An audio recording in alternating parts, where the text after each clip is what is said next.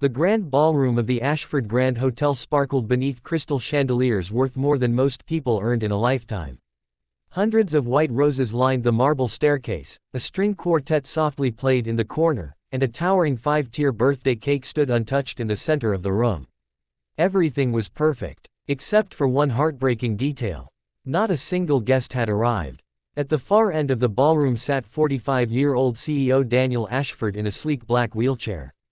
Once known as one of the youngest self-made billionaires in America, Daniel had built Ashford Technologies from a tiny garage startup into a global company. 5 years earlier, a devastating helicopter crash had changed everything. The accident had taken the lives of 2 close friends and left Daniel permanently paralyzed from the waist down. His investors stayed, his money stayed, but almost everyone else disappeared. The friends who once begged for invitations to his parties slowly stopped calling. Business partners who praised his leadership suddenly found excuses to avoid him. Even distant relatives only contacted him when they needed financial help. Tonight was supposed to celebrate his birthday. Instead, it reminded him how lonely success could become. His assistant Emily glanced nervously at her watch. "Sir, it's already 7:30. Daniel forced a weak smile. "I know. The invitations were confirmed. I'm sure they were." She hesitated. "Should I cancel dinner?" Daniel looked around the enormous empty ballroom. Every chair was perfectly arranged. Every plate polished. Every gift table empty. "No," he whispered. "Let's wait another 30 minutes. Emily nodded even though tears filled her eyes. Outside, heavy rain poured across the city. Meanwhile, across town, 34-year-old Michael Carter struggled to keep his old pickup truck running. The windshield wipers squeaked across the glass while his 8-year-old daughter Lily hugged a small birthday present wrapped in blue paper. "Dad," Lily asked quietly. "Yeah, sweetheart. Do you think Mr. Daniel will still be there?" "I hope so." Michael had never met Daniel Ashford. Earlier that morning, while delivering office furniture, Michael accidentally overheard 2 employees discussing the CEO's birthday. One laughed. "Can you believe nobody's going?" The other shrugged. People only liked him when he could throw $1 million parties. Michael couldn't stop thinking about those words. He knew what loneliness felt like. 3 years ago, his wife Sarah had died from cancer, leaving him to raise Lily alone. Many friends disappeared after the funeral. People promised to help. Few actually did. So when Lily asked if they could buy the lonely billionaire a birthday present, Michael smiled. "We don't know him." "I know," Lily replied.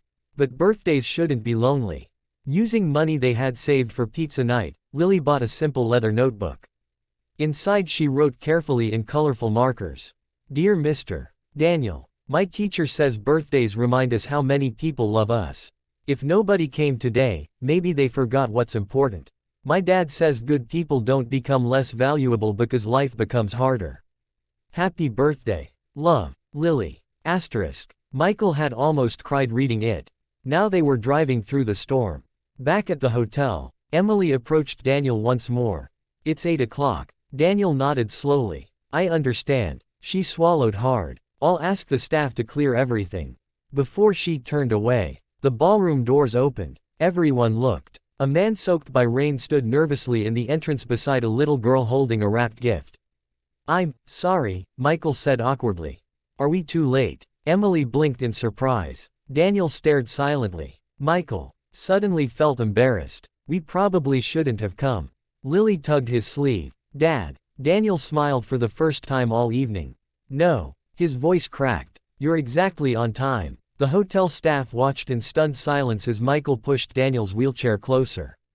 "I'm Michael." Daniel extended his hand. "Daniel." Lily stepped forward shyly. "Happy birthday." She handed him the small package. Daniel looked at the inexpensive wrapping paper. No luxury brand. No expensive ribbon. Just carefully folded tape and handwritten letters. He opened it slowly. Inside rested the notebook. As he read Lily's message, his hands began trembling. A single tear rolled down his face. Nobody spoke. Finally Daniel looked at Lily. "Has anyone ever told you that you're very wise?" She smiled. "My grandma says kindness is free." Daniel laughed through his tears. "She's absolutely right." Emily quietly wiped her own eyes. For the first time all evening, the empty ballroom no longer felt empty. Daniel looked toward the massive birthday cake. I suppose. He smiled warmly. 3 people are enough for a birthday party. Lily clapped excitedly. Michael chuckled. I think that's the best invitation we've ever accepted. The chef, who had been waiting for hours, rushed back into the kitchen. Within minutes, warm food filled the table. Instead of formal speeches, they shared stories. Michael talked about raising Lily alone. Daniel admitted how terrified he had been after losing the ability to walk. Lily told funny stories about school. Hours passed like minutes. For the first time in years, Daniel forgot he was a billionaire. He simply felt human. As the evening ended, Michael thanked Daniel. We should let you rest. Daniel looked at the empty ballroom again. Then back at the father and daughter who had expected nothing in return. Would you come back next weekend? Michael smiled. If you'd like. I really would. Lily grinned. Can we bring cookies? Daniel laughed. Only if they're homemade. As Michael pushed open the hotel doors, Daniel watched them disappear into the rain. He had spent millions trying to impress people. Yet the greatest birthday gift of his life had cost less than $20.